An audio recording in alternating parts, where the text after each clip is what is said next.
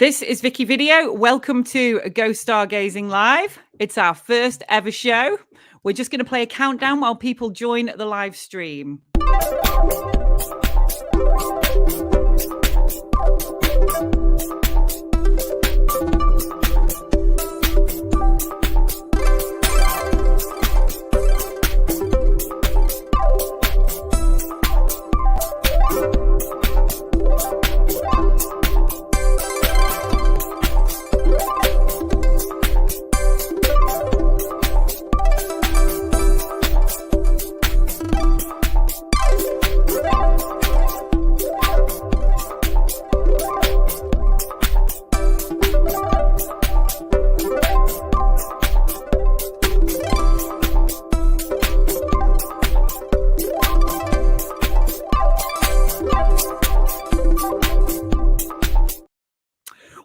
Excited. We're going to cut the countdown short. Hello, I am Vicky Video, and we're just going to give everybody a few moments to join the live stream. In the meanwhile, how's the blouse? Check out my jazzy space blouse and my showbiz blazer. Do I look jazzy enough? Okay, so we've got lots of people joining in the chat already. Hello. So welcome to the first ever Go Stargazing Live. I am your host, Vicky Video, and this little nocturnal creature is Cosmo, the Telescope Sloth. Wake up, Cosmo, wake up. He's nocturnal, you see. So the bright ring light we've got here in the studio, all a little bit much for him, but I think he'll come round in a minute. He'll liven up in a minute. So we're going to play our new theme tune. Here it comes. It's Go Stargazing Live. Make the night sky come alive. It's Go Stargazing Live. Make the night sky come alive. Find the best and darkest places to go stargazing. Cool events and cosmic fun. We'll make the sky amazing. It's Go Stargazing Live. Make the night sky come alive. It's Go Stargazing Live. Make the night sky come alive. With your host, Vicky Video. And maybe, just maybe, a bit of Cosmo. It's Cosmo, the Telescope Sloth.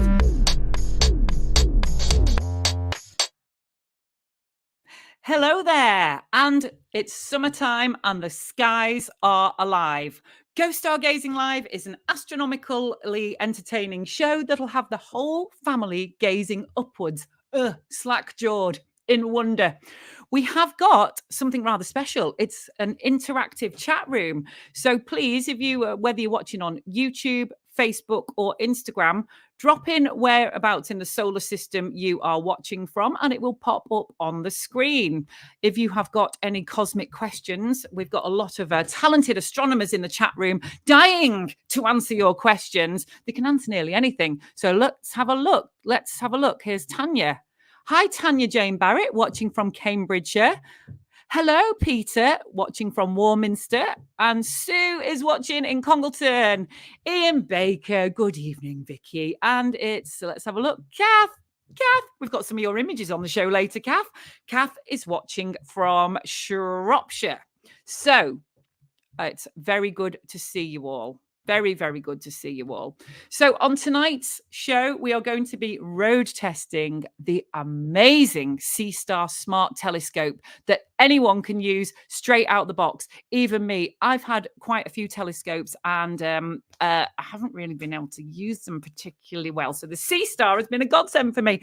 I got images within 20 minutes of 20 seconds. Yeah, a couple of minutes after switching it on. The images were on my phone, but more about that later. We've got Grant from First Light Optics telling us about that. In fact, let's just put a little banner on here. There we go. Okay, we've got Grant from First Light Optics. We've got Paul Gregory from Dark Sky Lighting on how to give a moth the night off. We've got Steve Tonkin, Dark Skies advisor from Cranbourne Chase National Landscape on Milky Way date night and their Big Dipper campaign. And we've got Captain Neill. He's the captain here at Go Stargazing on the wonders of the summer sky. So what's that, Cosmo? We've got something for you. He wants to do his anagram time. Go and grab a pen and paper. I'm going to give you 10 seconds to go and get a pen and paper. or you could jot it down on your phone, or you could try and remember all the letters that we're about to give you. But pen and paper, better. So what's going to happen is throughout the show, we're going to be announcing letters that spell an object in the sky. You've got to guess them, but we're not going to reveal the last letters until the end of the show. Let's have a look what's happening here in the chat room. Diddly-dee. Hi, everybody. What's the best telescope that's not too expensive for someone new to using them, please? We're going to have the correct answer for that question, or several answers for that question, coming up shortly, Tanya. So please stay tuned. Okay. Let's have a look here. Okay. We have got Cosmo's competition. So grab your pen and paper. Anagram time, anagram time, anagram time, anagram time. Guess the word one letter at a time, 'cause Cosmo wants to see you shine. So, Cosmo, you're going to whisper. Sometimes he speaks, but most of the time he doesn't. He's actually got a very high-pitched voice that we've got to tone down several octaves to hear him. But I can hear him because I've got great hearing, because I wear earplugs when I go out to loud music events. That's why. So, Cosmo, what are your first letters? Jot these down. Viewers, the letters are R and E. You know how anagrams work. It's when all the letters are scrambled up and you've got to try and unscramble them. And the first person to answer it in chat will get their name up in stars, quite literally, but more about that later. So we have got some messages from our sponsors now. Go Stargazing Live is sponsored by First Light Optics, home of the Seestar smart telescope that everyone can use.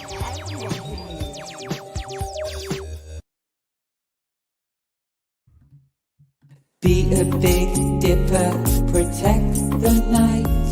It starts with you, a mindful light. Be a big dipper. A message from Cranbourne Chase National Landscape and International Dark Sky Reserve. Big Dipper. Give a moth the night off. Insects get trapped in endless loops around bright lights. Up to a third of insects attracted to lights drop from the sky and die of exhaustion. And I'd rather be using my energy for making more moths. I've heard that UK insect numbers have declined by 60% in the past 20 years. Contact Paul Gregory at darkskylighting.co.uk for stylish, sophisticated outdoor lighting, approved by the International Dark Sky Association. Download our free mobile app To find out what's that in the sky, where and when to stargaze, and the best telescopes for beginners. So, what's this? I've got some glare on my screen here. The sun has just decided to come out, which is quite annoying. I think I'm just going to have to get up and shut the curtain. Damn pesky star. Right. Look. Come on, sunshine. There we go. Right. Here we go. My screen is not glaring anymore. Fabulous. Right, let's see what's happening in the chat room. Come on.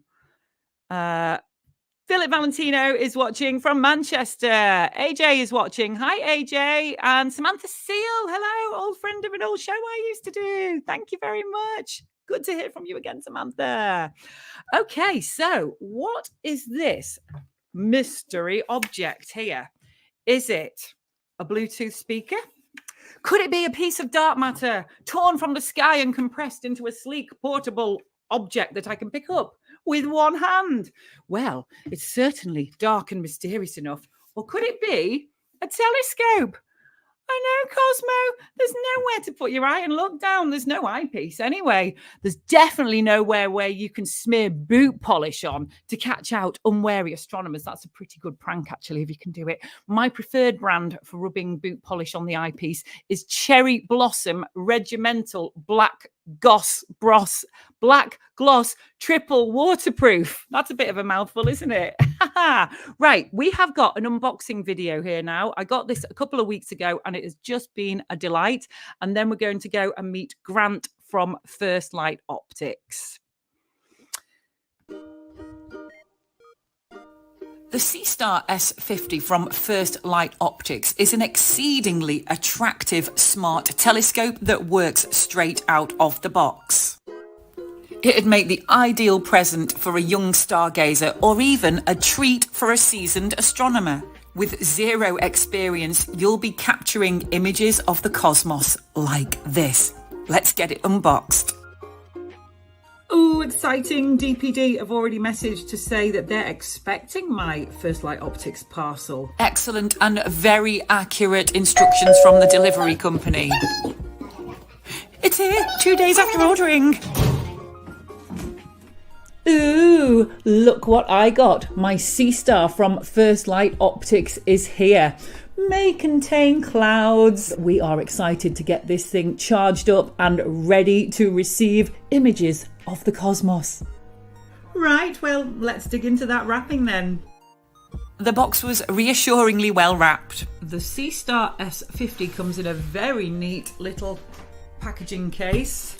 Let's see what's inside. The mysteries of the universe are contained herein. This is a carbon fibre tripod. That looks like a charging cable. I think that could be the solar filter. If you're impatient, like me, there's a little quick startup guide there. I'm just going to give her a little charge while I go through the quick start instructions. Okay, time to read the quick start guide. The destructions, as my mum calls them. Right, Seestar S50. The instructions were incredibly simple. I downloaded the free app, paired the telescope, and within a few moments I was ready to go out and do solar observing. There's the solar filter, which is great because there are a lot of sunspots right now. Isn't she pretty? A very contemporary piece of kit. And alongside being an attractive ornament, the Seestar is actually a telescope. The Seestar's got its hat on. And within 20 seconds of switching it on, I got these sunspots straight away beamed to my phone. What learning curve. Clear skies. You definitely need a Seestar in your life. And with grateful thanks to Kath for those wonderful images. If you would like to learn more details about the Seestar, the link is actually in the comments. I think it should be clickable, so not on the screen, but actually in the comments. So we're about to introduce Grant from First Light Optics. I've learned a lot about this telescope today. It's blown my mind even more. Right, Grant, you're on. In 3, 2, 1.5. Yeah. Hi, Grant. Hello, good evening, everybody. Hi, Vicky. Thanks for having me along. It's a pleasure. Yes, I know so many astronomers are already smitten with this fabulous Seestar, but we're going to come to that in a minute. You are from First Light Optics, the tip-top telescope shop. Tell us more about First Light Optics. Yeah, so I'm part of the team at First Light Optics. There's a whole bunch of us in the UK. We're the UK's largest specialist astronomy retailer. And we're all very passionate about astronomy, and we can help you on your journey. We can help you right from beginners all the way up to people that want full observatories and huge whacking great telescopes in remote locations. We can kind of help at any level.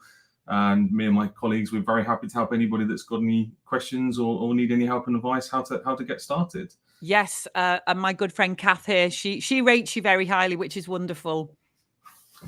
Oh, thank you, Kath. That's really good to hear. No, we care a lot about our customers and we care a lot about astronomy. So we're really hoping that this show goes really well for you guys, and we're pleased to be part of it. So thank you.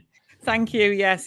So, okay. So this thing here is it's dead smart. It's a smart telescope. Tell us about smart telescopes, not necessarily just the Seestar, because there are lots available. There's starting to get quite a lot of choice of smart telescopes, but until a few years ago, there was no such thing as a smart telescope. And we now have an array of different smart telescopes available. What makes it smart is it's zero setup. You take it outside, you put it in your garden, you turn it on, and it auto aligns itself. It finds objects for you, it images for you.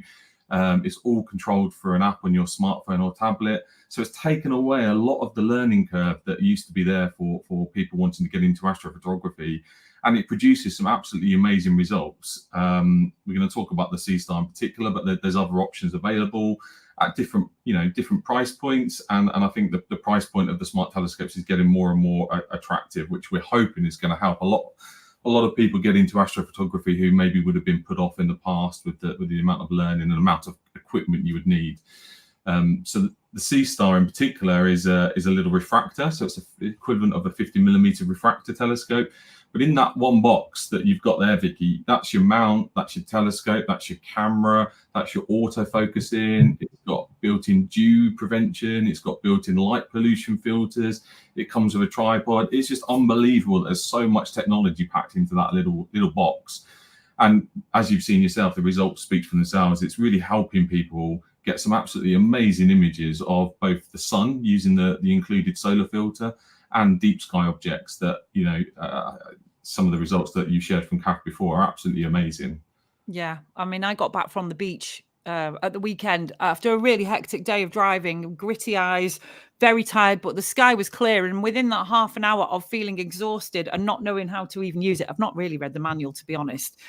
We had imaged the Whirlpool Galaxy, the Cigar Galaxy, or the Cigar Nebula, should I say. And we also got some sunspots as well. And that was just sat in bed.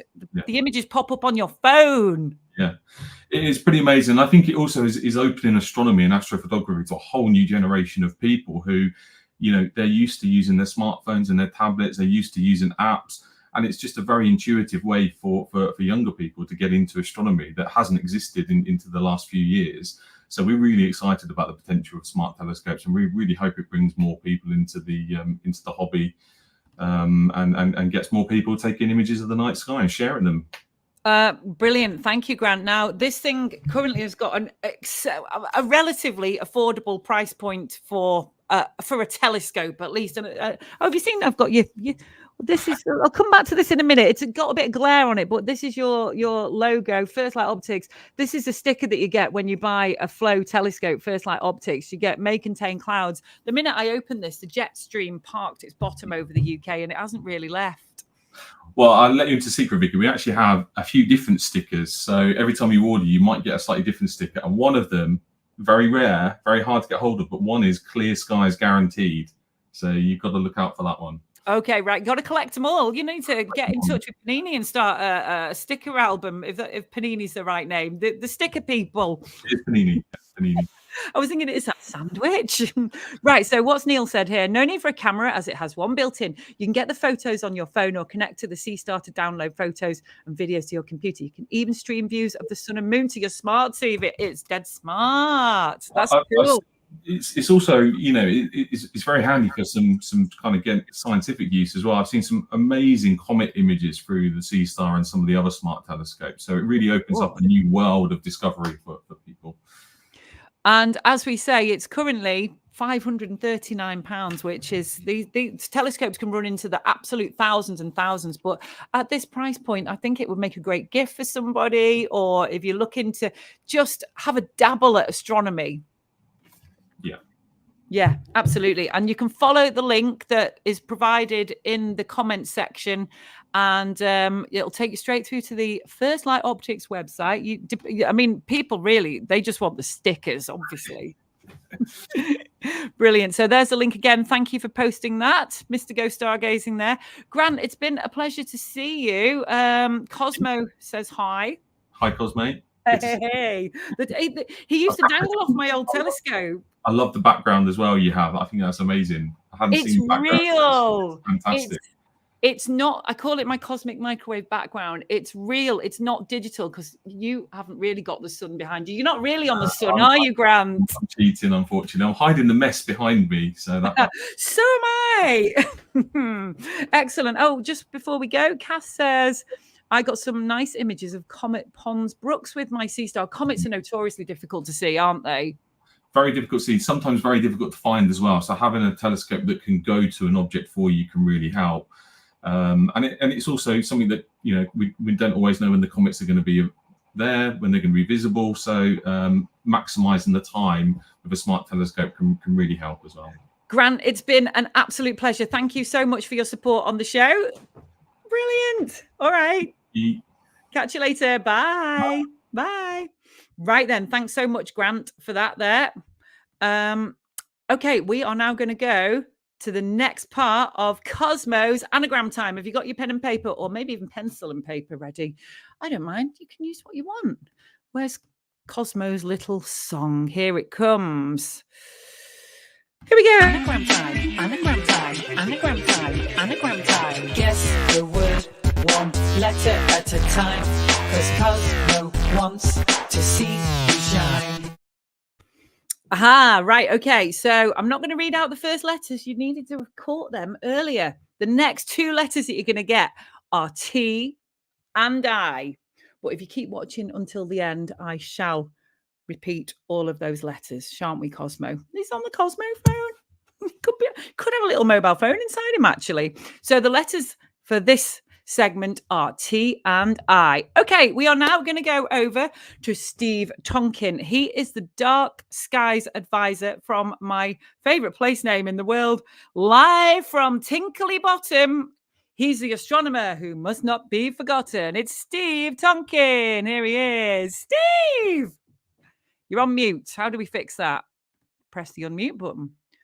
Saying you're on mute, We my fixed dear. that because by me unmuting. Great. Hello, Vicky. How are you?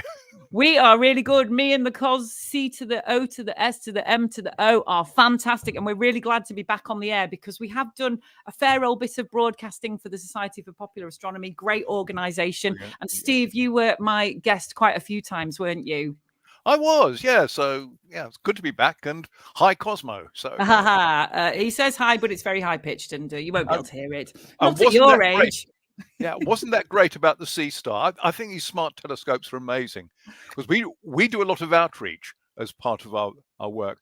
And when you can show somebody, say, something through binoculars, and you see a fuzzy but they can at least see it with their own eyes, and then you put a smart telescope on it and they can start seeing more detail. It's a wonderful tool for sharing the night sky with people. It really is.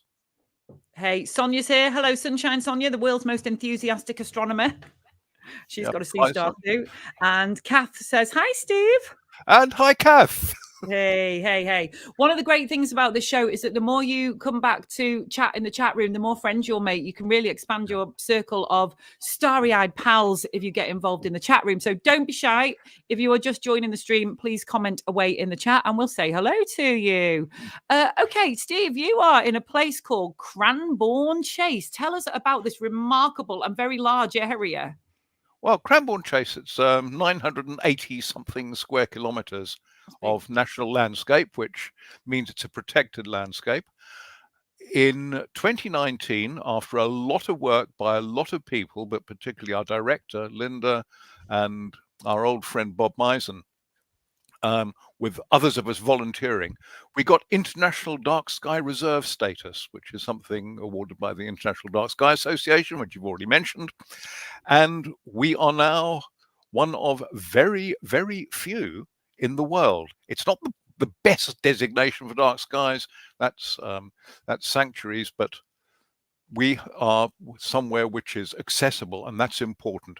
We are somewhere where people can come and set up their own stargazing if they wish, or if we're organizing events, they can come and join those and be guided around. Great. And we have just got the link to the Cranbourne Chase Dark Skies top 10 places to go and stargaze in the area. It's dropped into the chat if you want to go and investigate it. Please do go down the wormhole. We are now. It's a wonderful time to see the Milky Way in midsummer, despite the fact that it doesn't really truly get dark properly in midsummer in certain areas. You can still get fabulous glimpses of the Milky Way, or you might be on holiday. Steve, let's talk about date night under the Milky Way. Okay, well, there's a number of ways you can do this. You've mentioned our top 10 stargazing locations. They're all places you can go and park. They've all got parking. They've all got safe observing space, which is brilliant.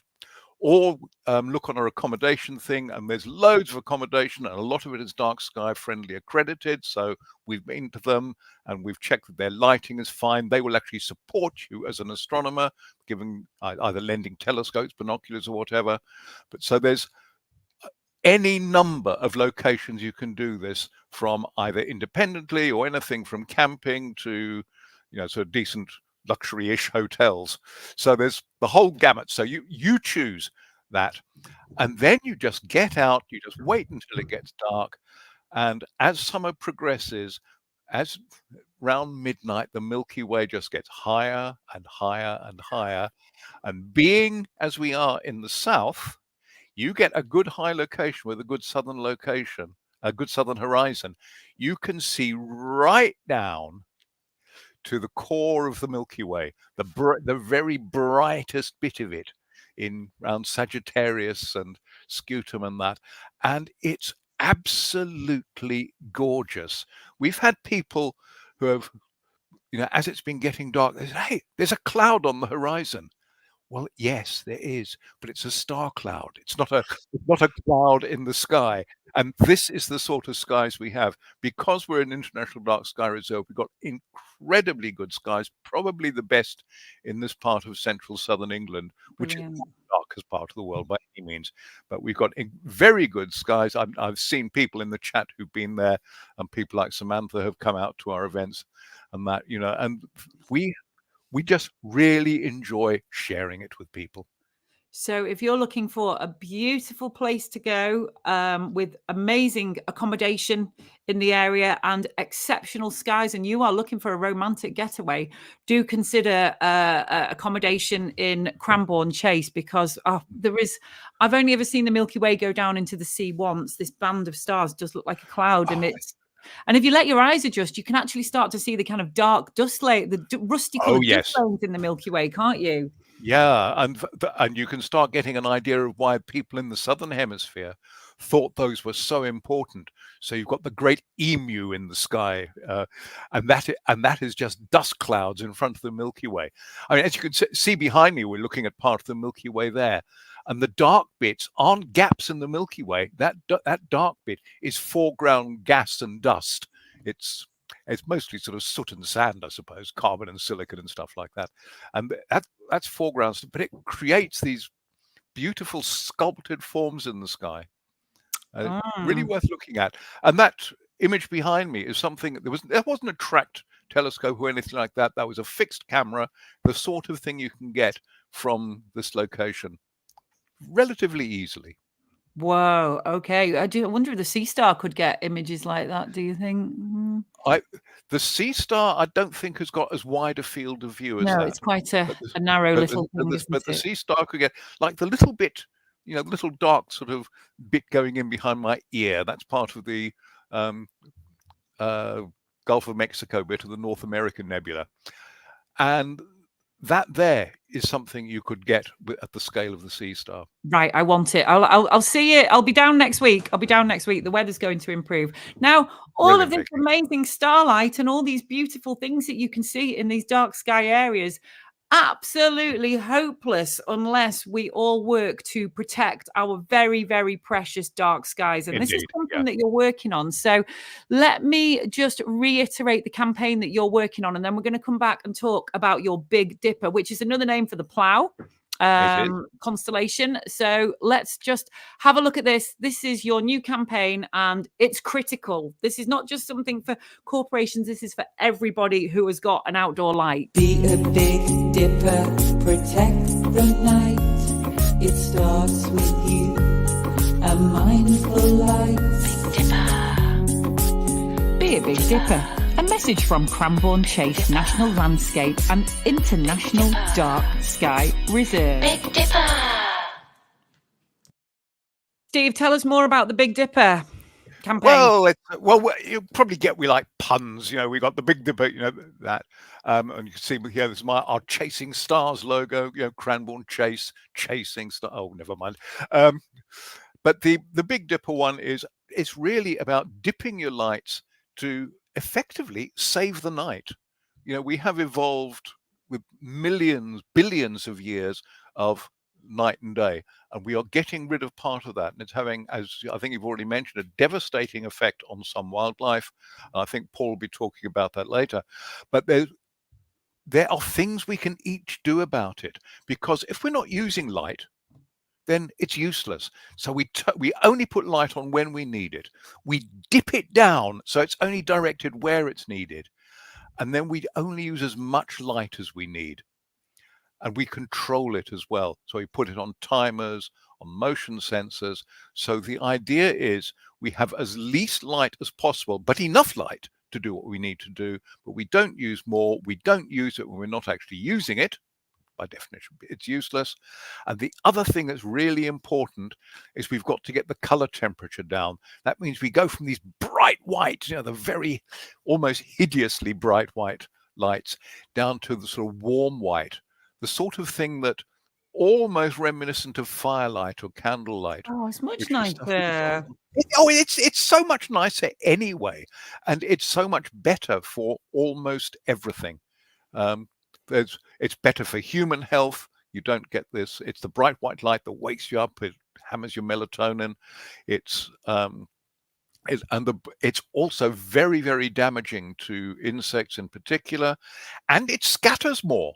So it creates, for the same amount of light intensity, the very harsh white light actually creates much more light pollution because it scatters more in the atmosphere, because there's a lot more of the blue end of the spectrum, which of course is why the sky's blue. Normally daytime sky is blue. It's because of that. And we're only just learning now about the effects of this and how and why we should do things about it. So we're just inviting everybody, particularly in our area, the national landscape, this could be anybody worldwide, look after your lights, turn them down, direct them down, use them when you need them, and get that color temperature down, make it nice, warm and cozy. Oh, nice. All right. Well, I'll see you for date night under the Milky Way, Steve. Indeed. When are you coming down, Vicky? You said next week. Well, I might send Cosmo on my behalf, but Okay, yeah. I'll mail him out to you. Right, Steve, I'll catch you later. Thank you so much for being a brilliant friend of the show. We've known each other for a long time now. We met at Solar Sphere Space Festival. I miss that. Oh, so do I. But, things change and move on. We might have to have a Go Stargazing Festival. I'll put it to Captain Neill. Indeed. All Anyway, right. Thanks for having me on, Vicky, and we'll speak to you soon. Bye. Thank you, Steve. That was great to see Steve again. That was fabulous. We have got more anagram time coming up, Cosmo. Hope you've had your pen and paper. Otherwise, this is going to be completely nonsensical. Anagram time, anagram time, anagram time, anagram time. Guess the word one letter at a time, 'cause Cosmo wants to see you shine. Literally, if you're the first person in chat to get the correct answer in a moment, it's not quite yet, you've got a few more to go yet, Cosmo is going to fly out to the Milky Way in his clapped out old tin can of a spaceship that somehow achieves 99% of the speed of light, and he will write your name in stars for the next show, and that is a promise. So your next letters, you've just got one now this time. It is the letter P. Okay, I'll read them all out again at the end of the show. Let's have a look at the comments. Oh no, the Seestar is sold out. What? Maybe Grant could drop in the comments what's happening there. We asked our council to turn the street lighting down. They even have them turn off for a few hours each night. That is brilliant news. Need to lobby the offices in the cities for a start. Oh, yes, please. Yes, please. We've got a grammar school next to us. Bright white lights all blimmin' night, and it's right next to the park. Let's have a look here. Hi, guys. Watching for, hi, Wendy, big friend of the show. Watching from Sale, Cheshire, or Greater Manchester. Great to see Vicky doing the online thing again. Oh, thank you. A Go Stargazing Festival. Great idea. I'll be the MC and I will headline as well. Thank you. I'll just book my top spot, a bit like Glastonbury, but for stargazers. Oh, that's called Blue Dot, isn't it? At Jodrell Bank. I've been pipped at the post. Seestar, available from First Light Optics and are in stock. Yes, didn't mean to terrify you. They haven't sold out. They haven't sold out. Okay, so summer is here. We're all heading off to the bargain shops to buy bright, cheap LED lightings to light up our gardens. It looks fantastic. Why wouldn't you want your garden lit up when you're having those barbecues and summer parties? Well, it's bad news. That is why. And we are going to now meet with Paul Gregory of Dark Sky Lighting, who's going to educate us a little bit more about the benefits of looking after our precious, precious, precious stars and our insects and giving a moth the night off. Hiya, Paul. Hey, Vicky, how are you? I was about to ask what planet that is in the background, but I think it's a bit obvious now. Well, you can see if I lean to my left, you can see why we don't want to light the gardens up. So there's Europe, and you can see the UK up in the top there. So oh yes, it's light pollution, of course, isn't it? Visible from space, the big cities, just all that energy that's going straight into space. Exactly that. So and really love the Seestar.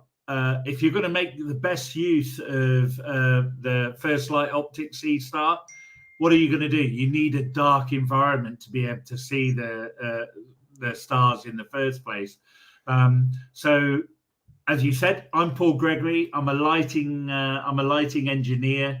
My day job is actually in solar, so I run a solar business, and my night job is dark sky lighting. So I'm sun by day and stars by night, and I'm also sit on the technical committee of the International Dark Sky Association, advising on lighting and lighting fixture seal of approval programs, so that we can actually try and control. And as Steve Tonkin mentioned earlier, we've got some principles around dark sky lighting, and we're going to try and control some of the lighting to ensure that it's responsible lighting at night, Vicky. Yes, let's talk about the 5 principles of dark sky lighting then, please. So and I think Steve mentioned this earlier. So only light what you need. So there's absolutely no point in lighting somewhere, lighting trees, lighting bits of your garden that you're never ever going to need.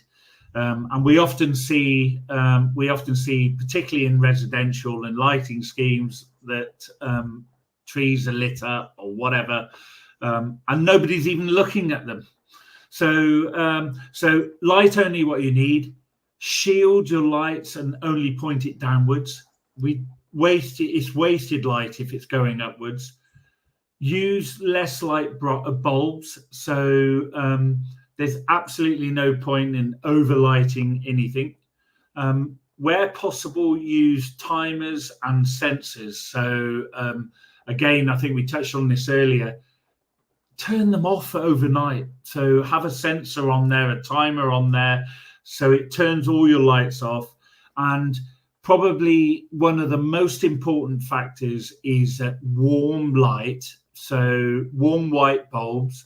So the IDA, the International Dark Sky Association, recently rebranded as Dark Sky Org, are only recommending lighting that is 3000 Kelvin or below. So that's a warm white light. So if you're going to replace any of your lights on your home, make sure that they are 3000 Kelvin or below. So, and it often says on the box, warm white. We prefer 2700, 2200, which is starting to get very warm, or amber. But we know that that warm light has the least effect on our nocturnal wildlife. And we spoke about wildlife and pollinators and nocturnal wildlife previously, and that's really, really important, particularly for Cosmo. Well, look at his little eyes. They're so bright. I've got a massive ring light on here, and I remember now from having this thing on in the past, it wakes you up at this time of night instead of sending you to sleep. I'm ready to go out and party. In fact, I could just go and hit the tiles dressed like this. I might get some strange looks. But that's an important point, Vicky, is that human health is a really, really one of the most fundamental things that we can do as humans is sleep.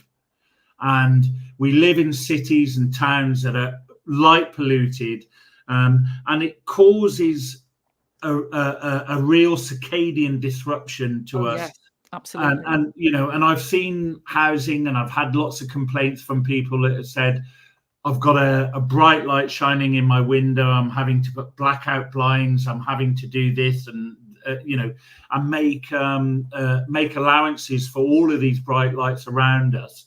Of course, as humans, we can do that. We can black out our windows. We can do whatever we like.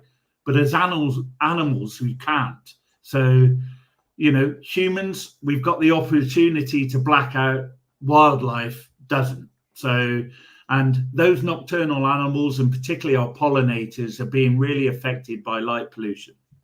Yes, absolutely. And one of the facts that I read the other day, you know, when you see all the moths and insects swarming around bright lights, I wondered what happens to them. Like, do they ever get bored of flying around, or like, can they break free from the light's embrace? Up to a third of insects just drop dead out of the sky from exhaustion from buzzing around bright lights. That's just an awful statistic. Yeah, it is. And It's very scary. It is, and it's not only that. So we are losing our pollinators through that very process of flying towards a light and then dying through exhaustion. But we're also getting a lot of bird strikes, and we're losing our natural sort of habitat and our birds through hitting buildings. There was a story recently in New Zealand where a new highway was lit, and these fledgling birds were flying out. When they fledge, they fly out to sea under the moonlight. They only fledge at moonlight, and then they pick up the iridescent scales of fish, dive down into the sea, and that's it. But they lit this highway. And because of the tarmac and the iridescent nature of the tarmac, all the birds flew out and went down to the tarmac, and it lost 200,000 fledgling birds in one night. Now, being New Zealand, they just turned the lights off immediately. So they were very, very responsive. If that was the UK, it might have taken about 3 years before you decided what we were going to do, maybe. But so yeah, there's a lot of instances with light pollution that we are seeing, and turtles and our heritage and everything else is just horrendous. That's my light pollution face. Well, you know, we often think it's just like, yeah, oh, it looks pretty, and you know, we're going to architecturally light something, and it looks great, but give little consideration to what's actually happening with the environment. So give a moth the night off. Right now, it might be, I'll just leave that comment on for a bit longer. We've got a bright light shining through the window here in Scotland in June at 4:30. We call it the sun. Oh, I hope you get some lovely summer sunrises, Andy. That's a very romantic thought. Now then, I've had a little look on your website, Paul, and your lighting solutions that you provide, and of course, other dark sky lighting solutions are available. But yours are very stylish and affordable, aren't they? Oh, thank you, Vicky. Yeah, they are nice. The whole reason they are lovely, though. They are literally stylish and affordable. Yeah, please do go and have a look at darkskylighting.co.uk. The whole reason the site was set up, as I mentioned at the start, I'm a lighting engineer. I've spent 25 years in the lighting industry. And the primary purpose was to help people find dark sky compliant lighting. However, if you know the 5 principles of dark sky lighting, you can go and buy a fixture from B&Q, you can go to Wix, or you can go wherever. As long as you think about that warm white, shaded, using the less light bulbs. Yeah. But if you go onto darkskylighting.co.uk, you will find those fixtures for you. You don't need to stand at the aisle of a B&Q in bewilderment at the amount of lamps that are available. Should we just have a quick squiz at some of your products there? How do I do that, Vicky? Oh, yeah, I know. It's easy to do. I need to present. That's the magic button. Let's have a quick squiz. Share my screen. Let's do glow in the dark pebbles. Don't know whether we're going to get to see them. Oh, what have I pressed here? It's all gone crazy. Have I done that? Have I worked that out? Present. Okay, hang on. Here we go. Dark sky lighting pebbles. Oh yeah, we've yeah. You don't want to. So let me just share the screen again. I've lost where I am. There we go. More anagram time coming in a moment. The last couple of letters. We're just going to show you a couple of pause products here. So hopefully you can see that screen now, Vicky. Can you? Yeah, if you could just go through to your domestic product page, please. Yeah, let me just go to residential wall lights. So as we previously touched on, all the lights have to be pointing down. These are really stylish, really, and you know, there's the old adage, you buy cheap, you buy twice, is really applicable. These products will last you for a long period of time. They're dedicated LEDs. You've got 50,000 hours of life in there. And as you can see, you can choose these to your style. And I just think, you know, that it doesn't have to be expensive. You can see some of the eyelids on here. They're really, really inexpensive. Much cheaper probably than you can find in some of your B&Q. Brilliant. And then we also have a range of products that will there's loads of stuff in terms of star path. I was involved in Cumbria's dark skies, and we can actually even change some of the existing street light into a warmer light. So if anybody is experiencing very white light coming through their window, we can reduce that blue light element of the electromagnetic spectrum to help. Okay, Paul, thank you so much for that. We are going to motor on now because we've only got the last 10 minutes of the show. So thank you so much. It's been a delight seeing you. Please support Paul. The link to Dark Sky Lighting is in the comments, and I'll catch you on another spaceship soon, Paul. Okay. Yeah, perfect. Thanks, Vicky. Thanks, Cosmo. Bye. Cosmo gets a lot of fan mail. Right, we've got the last bit of anagram time now. Or should I do it right at the end? No, I'm going to do it right at the end. You've got 10 minutes to get the last couple of letters. Let's just check these last couple of comments before we go over to Captain Neill. Glow in the dark pebbles. Yes, they're very cool. The lights look lovely. I need a new outdoor light. Please support Paul. Yeah, never thought of the poor animals with the lights. It makes me sad. It made me really sad. Lots of birds killed every year. Okay, so let's get Captain Neill of Go Stargazing on. Here's the captain of our ship. Where is he gone? Here he comes. I can see him smiling there in the green room. Hiya! Hey, good evening, Vicky. You definitely the captain. You've got the hat for it. It's actually a chauffeur's hat. I'm driving this thing. Okay. So we need to get you some epaulettes and some chevrons, and you can be the captain. Well done. You're certainly a fantastic job doing a fantastic job driving everything. Thanks ever so much for all your efforts bringing this together. It's brilliant. Oh, thanks, Neill. So Neill is the Go Stargazing is your brainchild. Let's chat a little bit about the community and what makes Go Stargazing so special. Yeah, thank you. So Go Stargazing, it was a creation of mine and my friend Will's going back about 7 years ago, I think it was. And we're very much keen to try and get people interested in astronomy, get out there under dark skies. And one of the ways that we like to do that is encourage people to participate in the practical element of stargazing. So actually getting out there and physically looking up. And that's what we do through the website and through our social media channels. And now through a live TV show, live social media show as well.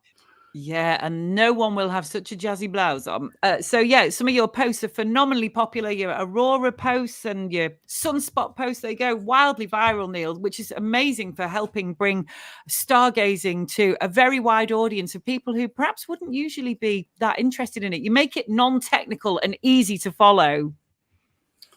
Yeah, astronomy is definitely for everybody. You know, you don't need to be an academic. You don't even really need a telescope or anything. You can just need an interest in the night skies is all you need, really. And I mean, it helps if you live in a dark sky area, of course, away from light pollution. We've heard a lot about that tonight. But certainly if you have a look at the website, you can see locations of where you can go, where you can escape from light pollution. And we also have a database of stargazing events where you can join astronomers and have a look through their telescopes. So yeah, we've got a free mobile app as well. Yeah, which is brilliant and very extensive. Just give us a heads up as to what's on the app, Neill. So the Go Stargazing app is kind of like an easier way to access the events and locations.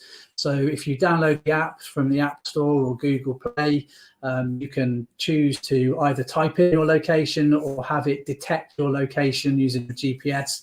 And that will then give you a list of all of the upcoming events and nearby stargazing locations that are near you. Hey, this just in. Tanya has just bought the Seestar. Tanya, you will not be disappointed. It came within about 2 days of me ordering it. DPD, amazing delivery, very accurate. I tracked it. They even said when it was been dispatched. And then the gentleman arrived and delivered it. And within a couple of minutes, practically, we had it up imaging the incredible sunspot cluster, because it's got a little solar filter that you can use. You can use it in the day for looking at sunspots. So tell us about the sunspots, Neill.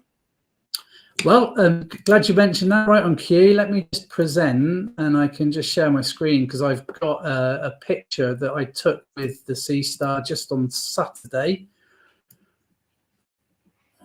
So that should be coming through to you now. Whoa, it's a spotty old thing at the minute. So basically with the Seestar, honestly, as you know, you just unpack it, plonk it down on a table. You have to level it, but it only takes a few minutes and it's dead easy.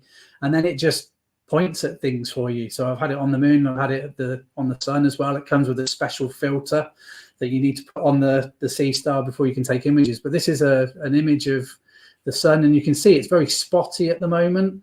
There's a group of sunspots that are just below center.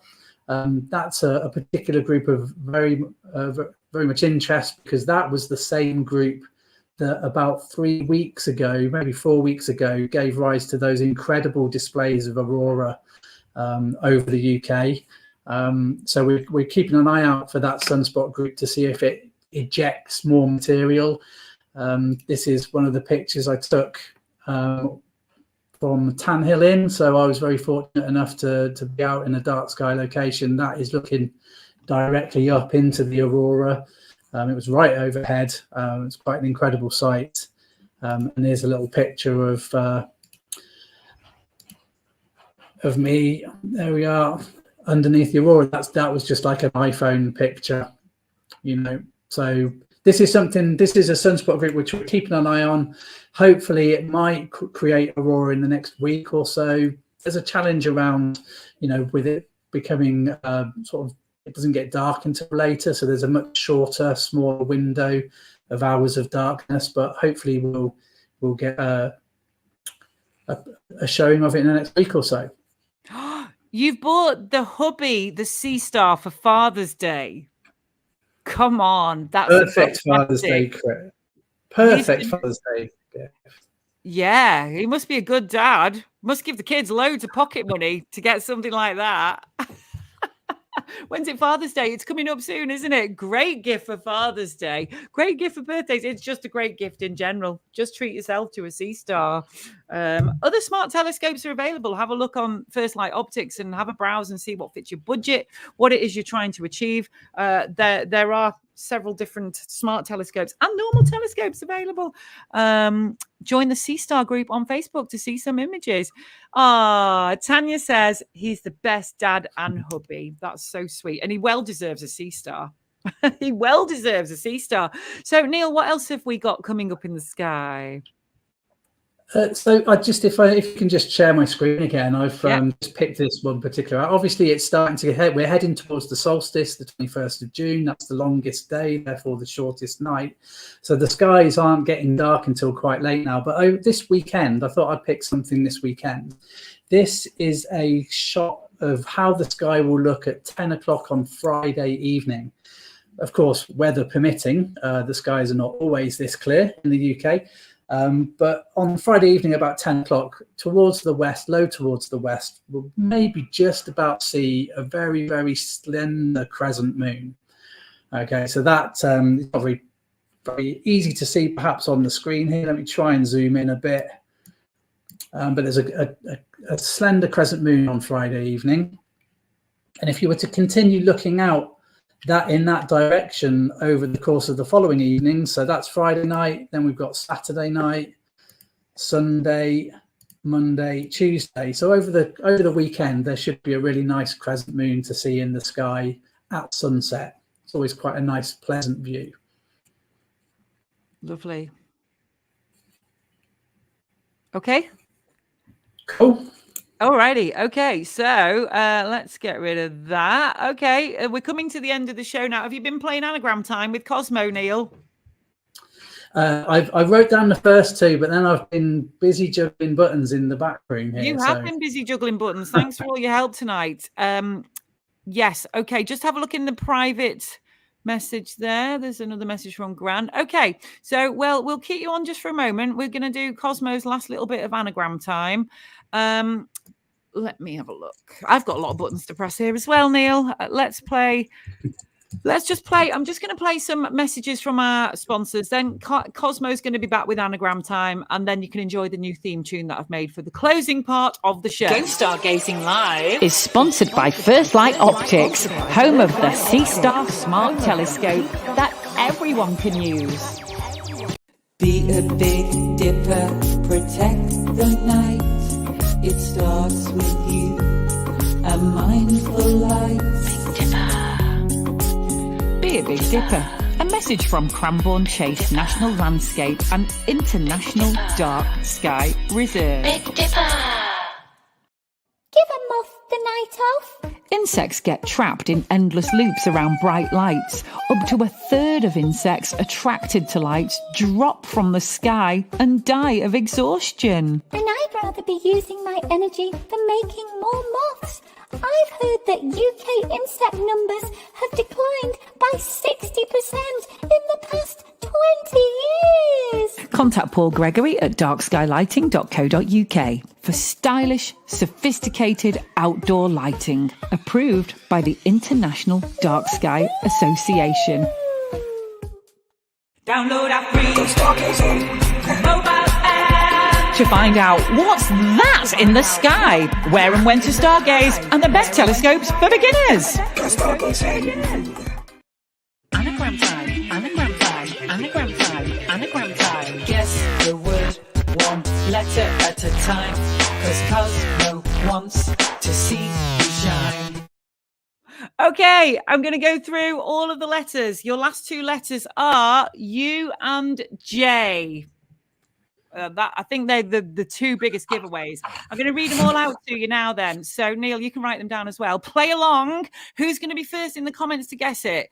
It's R, E, T, I, P, J, U. Let's see if anyone's got it yet.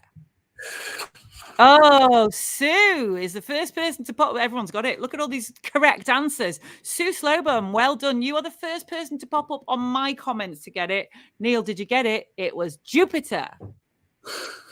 It was Jupiter. Or as when I was not nearly as quickly as the others. Or as when I was on holiday in Spain and I pointed at Jupiter to the Spanish girl I was having a meal with, and she went, Jupiter? And she went, Jupiter. So it's Jupiter. Well done, Sue. Cosmo is going to put your name up in stars for the next show, and that is a promise. So get in your spaceship. He's gone. Launched him to light speed. Let's have a look what the last little bit is that we've got. Finally, yes. Thank you to First Light Optics, Cranbourne Chase, Dark Sky Lighting, and you, the Go Stargazers. How was that, Neill? Was that fun? Wonderful. I love your enthusiasm, Vicky. Just, wonderful. Thank you ever so much for putting together such an amazing show. And thanks to the three guys who've helped out tonight as well. A very well presented show. I love this bit. This is the bit where I just let my ego take a little bathe in starshine. A very well presented show. You show your knowledge of the subjects. Okay, let's disappear off into the cosmos until we come back again in a few weeks. Hey, how about that, Neill? Catch you later, everybody. Thank you for contributing, everybody. It's been great. And of course, watch reruns of this. Spread it amongst your friendly and fans. them as well.